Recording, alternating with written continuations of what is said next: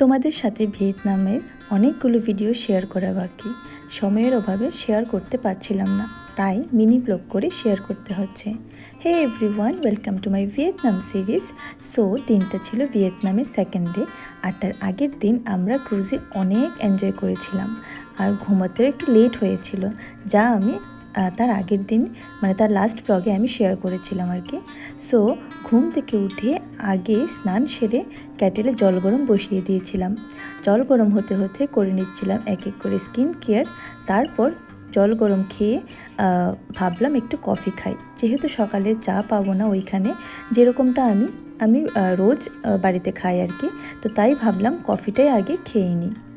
তারপর ঝটপট রেডি হয়ে চলে গিয়েছিলাম ব্রেকফাস্ট করতে, আর ব্রেকফাস্টে একটু ঝটপটই করে সেরে নিলাম, কারণ এক এক করে সব কোচ মানে বাসগুলো ছেড়ে দেবে, আর এবার ডেস্টিনেশন ছিল ম্যাকং ডেল্টাতে। তো ফার্স্টে গিয়েছিলাম মাইথো ট্রাকজানে, আর যাওয়া মাত্রই দেওয়া হয় হট কফি।